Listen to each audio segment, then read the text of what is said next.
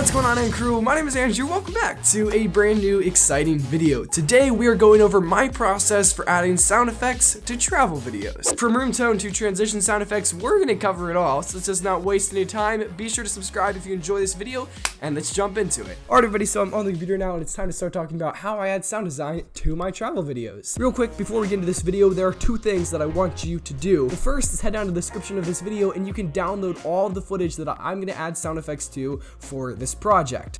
I know a lot of you guys might not have access to footage, but you still want to follow along with these tutorials, so you can download all of the footage in the description below. I hope you find that helpful. The second thing I want you to do is hit the top link in the description and start your free trial with Epidemic Sounds. This video is sponsored by Epidemic Sounds, and literally every single sound effect you're going to hear in this video is going to be from them. The cool thing about it is that I actually personally, genuinely 100% love Epidemic Sounds. Before the sponsorship or anything like that, I've paid my own personal money for the service. I love it. I use their sound effects for literally every single video I make. I highly recommend their service. So go ahead and head down to the description of this video and start your free trial. Alright, so I've been babbling along so much. Let's actually jump in and start adding some sound design to this travel video. Alright, so I'm going to break down my sound design process into 5 steps. We're going to start off by adding ambiance sounds, then practical sounds, then transition sounds, then we're going to level out our audio, and finally we're going to add some effects like reverb and EQ and stuff like that to a few of the individual sounds. So first up is ambiance. This clip has 3 different environments, so we're going to need 3 different environment background sound. We have the rain for the first 2 different locations, then the city time lapse, and finally the ocean. So I went over to Epidemic Sounds, looked up a rain sound effect, and dragged it underneath the first 3 clips. Then I went back over to Epidemic and I found a wind ambiance sound for the time lapse, and I dragged that underneath that clip. And then finally I searched up ocean for the last clip and dragged it underneath. Alright, so we've got all of our ambiance sounds. Now we're going to go ahead and add some practical sounds. Practical sounds would be anything like if I take this can of Monster that is way too big and I'm probably going to die because I'm drinking it, and I twist off the cap, that would be a practical sound. If I'm drinking it, that sound effect of me gulping it, that would be a practical sound. Now, step 2 is adding in the practical sounds. The beginning shot, it's pretty obvious what we need. We need a thunder clap. I went ahead and downloaded all of the sounds of Epidemic ahead of time, so you guys don't have to see me jumping back and forth between Premiere and Epidemic. So right here in this folder, I've got this thunder clap. I'm going to drag it underneath the first shot, and if we play it through, yeah, that sounds crispy. I'm liking that. Now, this clip is going to be a little bit tricky. We've got this graffiti effect on the walls, and I wasn't exactly sure what I wanted to do with it. I messed around with a bunch of different ideas on Epidemic, but then eventually I landed on this page flipping sound effect. It sounded like this.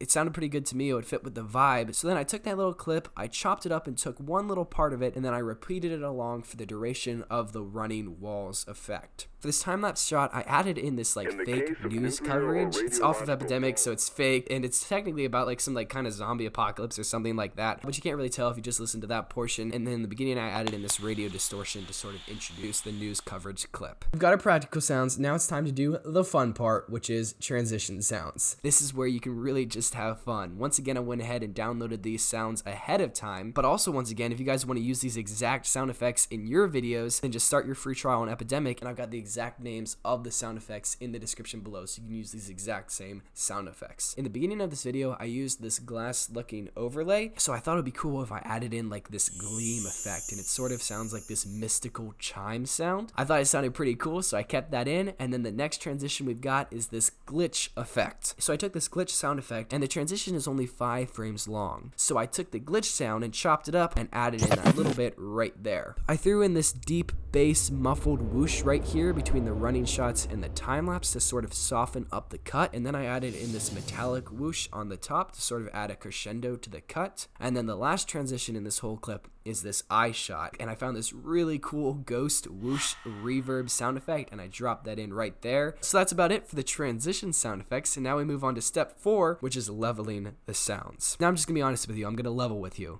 See what I did there? I'm sorry, that is such a bad pun. No, but seriously, it is pretty boring to level all the audio sounds, but the nice thing is that it's straightforward. So I'm gonna go over to the effects controls panel, and right here you have control over the decibel, and I'm gonna go through and lower some sound effects and raise some sound effects depending on how how loud I want the sound effect to be. And then a super important thing you need to make sure you do is fade off the sounds. Your audience should never be able to audibly hear when a sound effect actually ends. So what you need to do is fade it off by keyframing the decibels. So we'll keyframe this one all the way as low as it can go, and then we'll move forward a little bit and bring it back up to 0. And now finally, I'm going to add some effects. There are really only 3 audio effects I use on a regular basis: reverb, low pass, and parametric equalizer. Reverb is essentially like echoing off the sides of rooms. It's pretty complicated and pretty extensive, but that's the way I think about it. So I'm gonna head over to this page flipping. I'm gonna nest all these different sounds together, and then I'm gonna go over to the effects and add the studio reverb effect to it. When you click edit,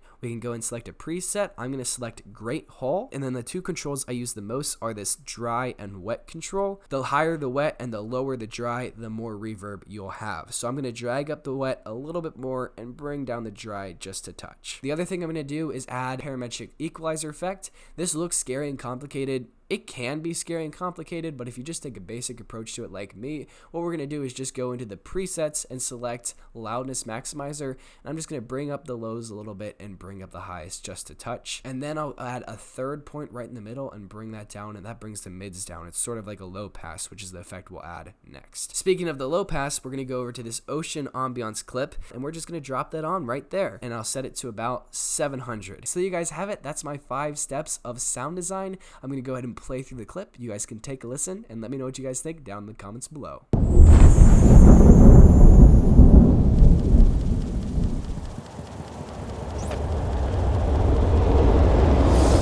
Fallout shelters can be any protected space where the walls and roof. And there you guys have it. That is what I'm talking about. That is how I do sound design for travel videos. Today's post notifications comment comes from Thomas Raggy. I don't know how to say it. Sorry if I butchered your name, but he says notifications were already on, bro, and the 2 fire emojis. That's what I'm talking about. Thank you so much, Thomas, for having your notifications on. Comment down below if you guys have your notifications on, and you might be featured in my next video. I really hope you guys enjoyed this video. Give it a thumbs up if you did. Follow me on Instagram at AndrewJMES, and I think that's about it. So I'll see you guys in the next one. Peace.